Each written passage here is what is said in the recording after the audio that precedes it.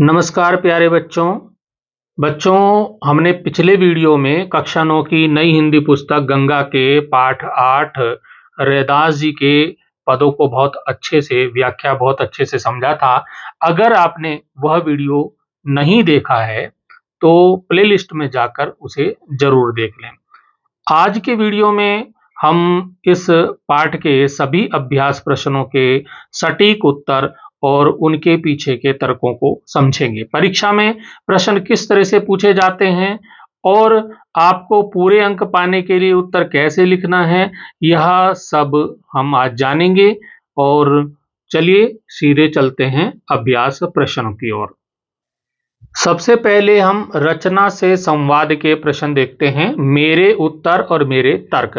निम्नलिखित प्रश्नों के सटीक उत्तर चुनिए और यह भी बताइए कि आपको ये उत्तर उपयुक्त क्यों लगते हैं। मतलब आपका ये प्रश्न, आपका यहाँ पे प्रश्न दिया गया है। प्रश्न आपका है, अब कैसे छूटे राम रट लागी। पंक्ति का भाव बताना है। 4 आंसर आपके पास दिए गए हैं, ऑप्शन दिए गए हैं 4। क, नाम उच्चारण की कठिनाई। ख, नाम रटकर याद करना। ग, आराध्य का नाम जपना। और घ, मित्रों का नाम रटना। अब इनमें से कौन सा उत्तर सही है? मान लीजिए हमारा उत्तर ये सही है, ग वाला, आराध्य का नाम जपना। फिर यहाँ पे प्रश्न ये भी पूछा गया है कि आपको ये उत्तर उपयुक्त क्यों लगा, ये भी आपको बताना है। मतलब उत्तर तो ये ठीक है, ये वाला इसका आंसर है, लेकिन ये आपको सही क्यों लगा, ये भी उत्तर आपको बताना है। तो मित्रों, आज के इस वीडियो में हम तर्कों सहित आपके सभी प्रश्नों के उत्तर देने वाले हैं। यहाँ पर जैसा कि मैंने बताया कि आपका उत्तर क्या है, आपका उत्तर है आराध्य का नाम जपना। क्यों भी लिखना है, क्यों? तो आराध्य राम का नाम जपने में इतना आनंद है कि उसकी आदत छुड़ाए नहीं छूटती, ये कारण यहाँ पर आपको लिख देना है। नेक्स्ट क्वेश्चन है कि प्रभु जी तुम चंदन हम पानी, पंक्ति में आराध्य और भक्त का संबंध किस रूप में व्यक्त हुआ है? तो यहाँ पर 4 ऑप्शन आपके दिए गए हैं, तो इसमें पहला ही इसका उत्तर सही है। पहले वाला क वाला सही है, एकाकार और समरूप। क्यों है? यहाँ आराध्य और भक्त यानी कि भगवान और भक्त को एकाकार होता दिखाया गया है। पानी में चंदन की सुगंध व्याप्त हो गई है, दोनों मिलकर समरूप हो गए हैं। नेक्स्ट क्वेश्चन हमारा है कि तुम दीपक हम बाती से रैदास का क्या भाव है? रैदास क्या कहना चाहते हैं? क है, दीपक और बाती का कोई मेल नहीं होता। ख है, दीपक बिना बाती नहीं जल सकता। ग है, भक्त आराध्य से अधिक महत्वपूर्ण है। और घ है, भक्त का आराध्य से मेल जीवन को आलोकित करता है। तो ये अंतिम वाला इसका सही उत्तर है। क्यों है? तो क्यों इसका सही है? क्योंकि दीपक और बाती के मेल से ही प्रकाश होता है, लाइट होती है। एक के बिना दूसरा प्रकाश नहीं दे सकता। नेक्स्ट क्वेश्चन है कि जो तुम तोड़ो राम, मैं नहीं तोड़ो। राम यदि तुम तोड़ दो मेरे से संबंध, लेकिन मैं नहीं तोड़ूंगा। पंक्ति में रैदास का क्या आशय है? परोपकारी भक्ति भाव, आराध्य से अटूट संबंध, सांसारिक मोह, कर्मकांड पर बल। तो इसका सही उत्तर आपके सामने है, आराध्य से अटूट संबंध। क्यों है? इसमें भक्त रैदास पूरी तरह अपने प्रभु से अटूट संबंध रखना चाहते हैं, प्रभु से संबंध नहीं तोड़ना चाहते हैं, वे उनके बिना नहीं रह सकते हैं।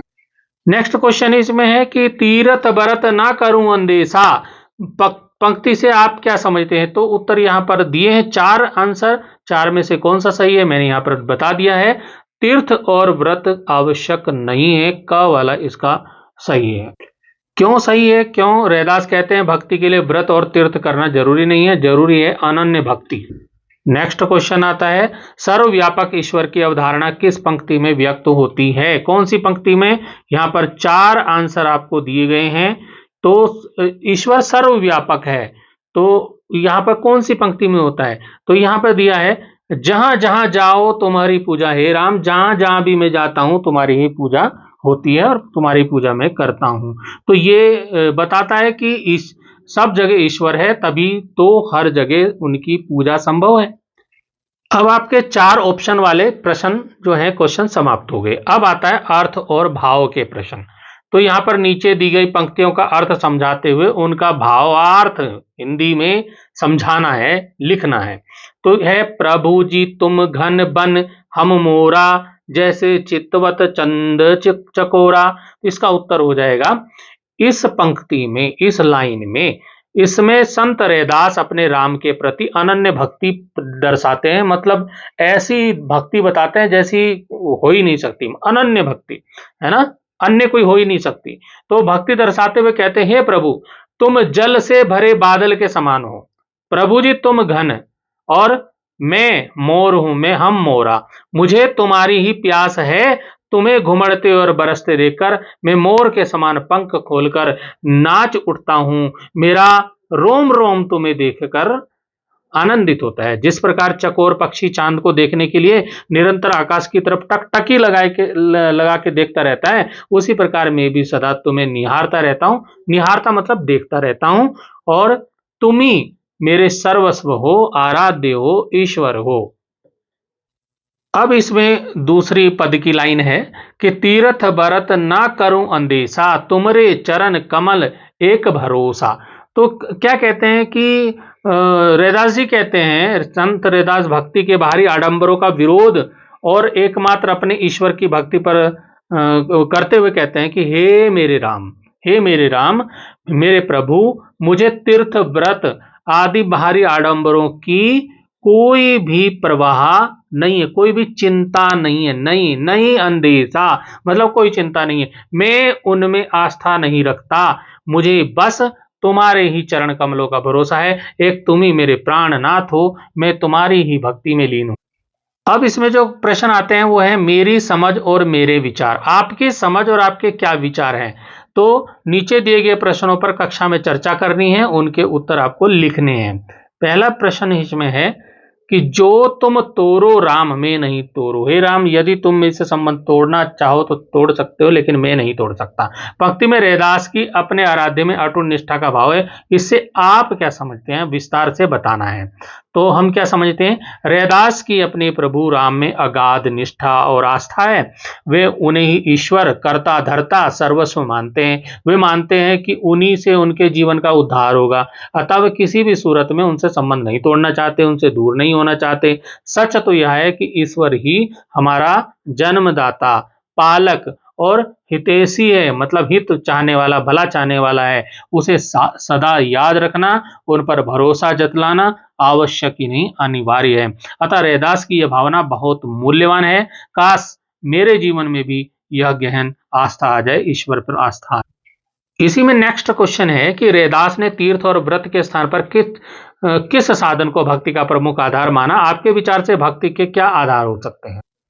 देखो, रैदास ने भाव भक्ति को आधार माना है, भक्ति भाव का आधार माना है। उन्होंने प्रभु और स्वयं में, परमात्मा और आत्मा में अभिन्न संबंध माना है।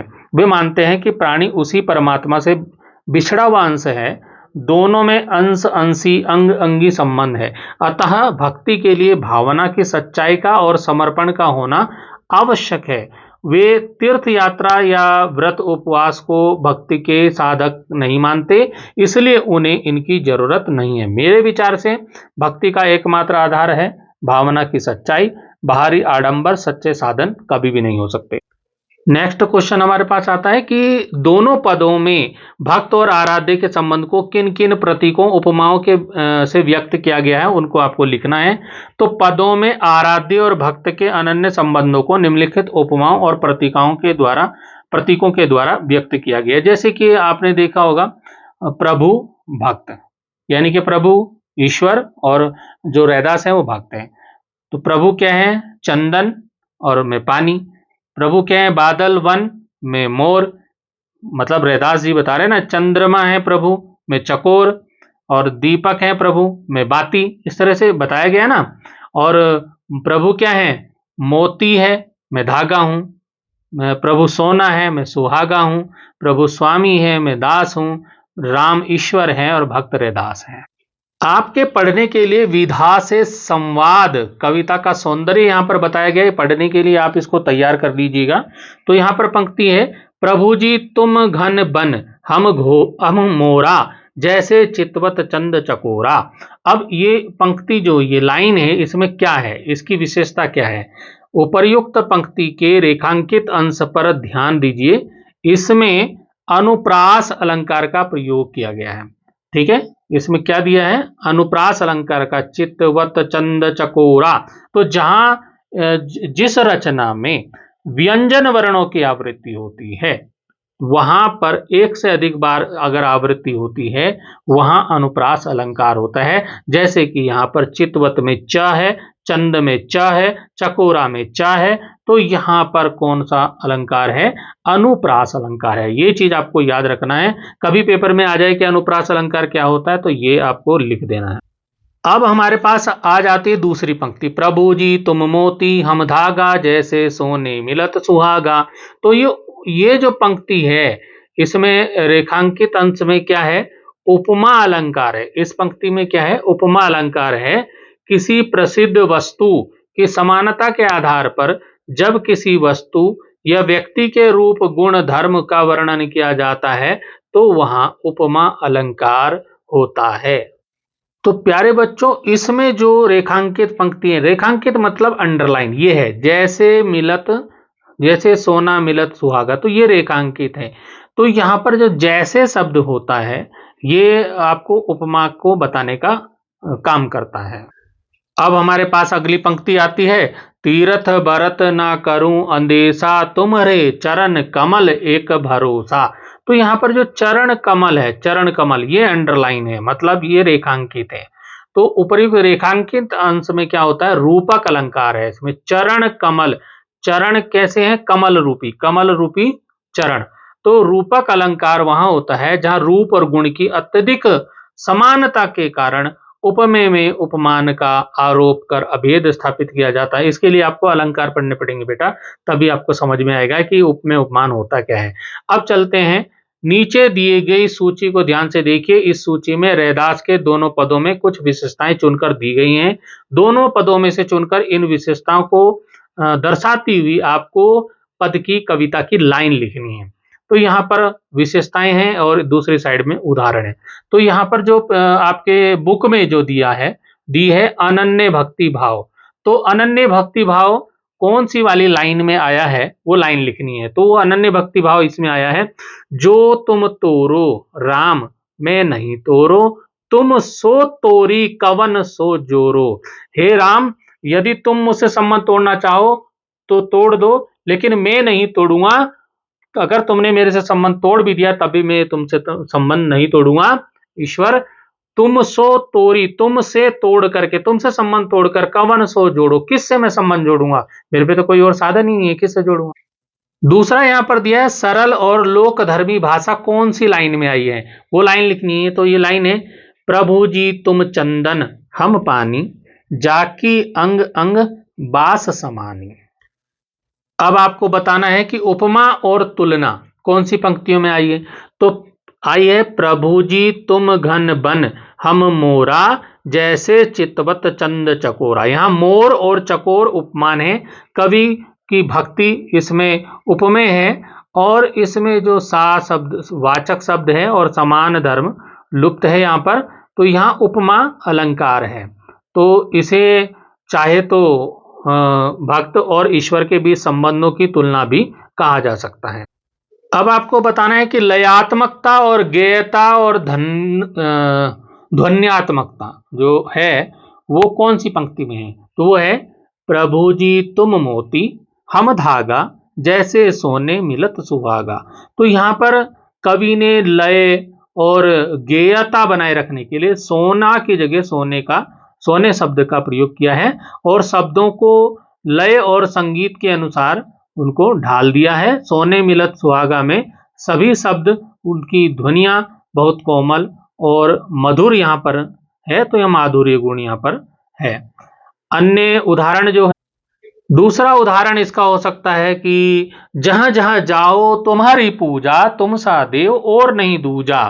तो लय और मधुरता बनाने के लिए नहीं का नहीं कर दिया गया है यहां पर। अब आपको बताना है कि कौन सी लाइन में दृढ़ निष्ठा और आस्था बताई गई है। तो पद की कौन सी लाइन है, जो तुम तोरो राम मैं नहीं तोरो, तुम सो तोरी कवन सो जोरो। बहुत इंपॉर्टेंट लाइन है, इसको याद कर लेना आप। इसमें बहुत अलग अलग प्रकार के प्रश्न आपको पुस्तक में दिए हैं और जो स्कूल में हैं सभी प्रश्नों को शिक्षक लोग नहीं कराते हैं। मैं इस वीडियो में आपको सभी प्रश्नों को लगभग बता रहा हूँ, जिससे कि आपके विद्यालय में, आपके स्कूल में किसी भी प्रकार का प्रश्न कराया जाए तो आपको दिक्कत ना हो, आपको समस्या ना हो। तो अब आता है विषयों से संवाद। तो प्रश्न है, तीर्थ और व्रत के स्थान पर रैदास ने आराध्य की भक्ति को प्रधान माना है। भक्ति काल के कवि रैदास की तरह कबीर भी निराकार आराध्य की भक्ति पर बल देते थे। तत्कालीन सामाजिक सांस्कृतिक परिस्थितियों के आधार पर बताइए कि इसके क्या कारण हो सकते हैं। तो बच्चों, ये जो प्रश्न है, इसका उत्तर आप सामाजिक विज्ञान, जो सोशल साइंस वाले टीचर होते हैं, उनसे आप इसकी पूरी जानकारी ले सकते हैं, वो आपको डिटेल में बता देंगे। तो यहाँ पर मैं आपको उत्तर बताने का प्रयास कर रहा हूँ। तो रैदास के समय में भक्ति आंदोलन चल रहा था। जब रैदास का समय चल रहा था, जब रैदास थे, उसी समय भक्ति आंदोलन चल रहा था। पूरा भारत भक्ति के भाव में मग्न था। एक और इस्लाम, जो इस्लाम धर्म है, मुस्लिम धर्म है, वहाँ मुस्लिम लोगों ने, इस्लाम के लोगों ने मंदिरों को तोड़ा, मूर्तियों का विरोध किया। धर्म और भक्ति के क्षेत्र में व्रत, उपवास, तीर्थ पूजा आदि के घोर आडंबर प्रचलित थे। ऐसे विरोधी वातावरण में संत साहित्य का उदय हुआ। सभी जितने भी उस समय के कवि थे, वो संत कवि थे और भक्त कवि थे। उन्होंने उसी समय संत साहित्य का उदय हुआ, तो संत कवियों ने हिंदुओं की भक्ति को मुसलमानों की तोड़-फोड़ से भी बचाया तथा निराकार भक्ति का नया रास्ता बनाया। यही कारण है कि रैदास के जो राम हैं, राम होते हुए भी राम नहीं है, वो निराकार है, उनका कोई आकार नहीं है, वे निराकार ब्रह्म हैं। इससे मुस्लिम शासकों को भी कोई आपत्ति नहीं थी। और मुस्लिम शासकों को तो आपत्ति मूर्ति से, मंदिरों से थी ना। तो जो रैदास, कबीर हुए हैं, इन्होंने मूर्ति पूजा को नहीं अपनाया, इन्होंने मंदिरों में जाना स्वीकार नहीं किया। इन्होंने कहा कि ईश्वर का कोई रूप ही, आकार ही नहीं है। तो ऐसे निराकार रूप की उन्होंने पूजा की और हिंदुओं की भक्ति भी सुरक्षित रही। एक प्रकार से यह कठिनाइयों के बीच से निकलता हुआ एक रास्ता है। अब प्यारे बच्चों, ये जो प्रश्न है, ये आपको खुद ही करना है। सोने मिलत सुहागा। तो जो सुहागा है, ये एक प्राकृतिक खनिज है, जिसके प्रयोग से सोने की अशुद्धियां दूर हो जाती हैं और उसकी चमक बढ़ जाती है। सुहागा का रासायनिक नाम, ये आपका साइंस का क्वेश्चन है, विज्ञान का। तो रासायनिक नाम और उसकी विशेषताएं अपने विज्ञान के शिक्षक से चर्चा करके आपको लिखनी है। आपका जो साइंस के टीचर हैं, उनसे पूछना सुहागा का रासायनिक नाम क्या है और उसकी विशेषताएं क्या होती हैं, तब आप इस प्रश्न को कर सकते हैं। अब एक और प्रकार के प्रश्न आपके पास आ जाते हैं, भाषा से संवाद और व्याकरण की बात, शब्दों की बात। तो यहाँ पर जो प्रश्न है वो है, पठित शब्दों में से संज्ञा सर्वनाम के 3-3 उदाहरण आपको ढूंढ करके लिखने हैं। तो यहाँ पर उत्तर लिख देंगे आप कि संज्ञा जैसे राम, चंदन, घन, मोरा, चंद, चकोरा, दीपक, बाती, ये शब्द आए हैं जो रैदास के पद में, तो ये संज्ञा है। सर्वनाम क्या है? तुम, हम, में, कवन, तुम्हारे, सबन, ये सब क्या है? सर्वनाम है। अब हमारा अगला प्रश्न यहाँ पे आता है। प्रश्न है हमारा कि रैदास के इन दोनों पदों में बहुत से ऐसे शब्द प्रयुक्त हुए हैं जिनके स्थान पर अन्य शब्दों का प्रयोग होता है। नीचे सूची में दिए गए शब्दों को देखिए, आप या आपके आसपास के लोग इन शब्दों के लिए किन अन्य शब्दों का प्रयोग करते हैं, लिखिए। देखिए, जो शब्द आता है मोरा, यहाँ पे मोरा का मोर लिखते हैं हम लोग। बाती के लिए बत्ती या वर्ती का बोलते हैं, सोने के लिए सोना बोलते हैं, व्रत के व्रत बोलते हैं, चकोरा को चकोर बोलते हैं, राती को रात बोलते हैं और तीर्थ को तीर्थ बोलते हैं। अब प्यारे बच्चों, इसमें सृजन वाले प्रश्न आते हैं। सृजन, ये सृजन जो है, ये सृजन मतलब अपने आप बनाना है, आपको अपने आप करना है, इसे कोई करके नहीं देगा, आपको खुद करना है आपको, ठीक है ना। देखिए प्रश्न क्या है, कक्षा में समूह बनाकर इन दोनों पदों पर गाकर पाठ करके प्रस्तुत कीजिए। मतलब कक्षा में आपको ग्रुप बनाना है और जो पद है रैदास के पद, उन दोनों को गाना है, ठीक है, क्लास में, और पाठ करके प्रस्तुत करना है। तो विद्यार्थी इसको स्वयं करेंगे और गाएंगे, तो ये काम आपका है। इसी तरह से इसमें दूसरा जो प्रश्न है कि कल्पना कीजिए कि पद में आई उपमाओं के आधार पर भक्त और आराध्य आपस में बात कर रहे हैं। तो इस दृश्य को आधार बनाकर संवाद लेखन, ये आपको कल्पना करनी है कि भक्त और जो आराध्य, जो भगवान है, वो आपस में बातें कर रहे हो, कैसे बातें कर रहे हैं, तो इसको भी आप बना सकते हैं। प्यारे बच्चों, इस प्रकार के जो ये प्रश्न है, ये सृजन करने के लिए होते हैं, पेपर में नहीं आते हैं। तो प्यारे बच्चों, आज हमने पाठ 8 के सभी प्रश्नों के उत्तर बहुत ही आसान तरीके से पूरे तर्कों के साथ पूरे कर लिए हैं। आप वीडियो को पॉज करके इन उत्तरों को अपनी कॉपी में लिख सकते हैं ताकि परीक्षा के समय आसानी से आप दोहरा सकें। अगर यह वीडियो आपको पसंद आया हो और आपके काम आया हो तो चैनल को सब्सक्राइब जरूर करें और इस वीडियो को अपने उन सभी क्लासमेट दोस्तों के साथ शेयर करें जो कक्षा 9 की नई किताब गंगा से पढ़ाई कर रहे हैं। मिलते हैं अगले वीडियो में पाठ 9 तुलसीदास जी के पदों के साथ। तब तक के लिए धन्यवाद। All the best.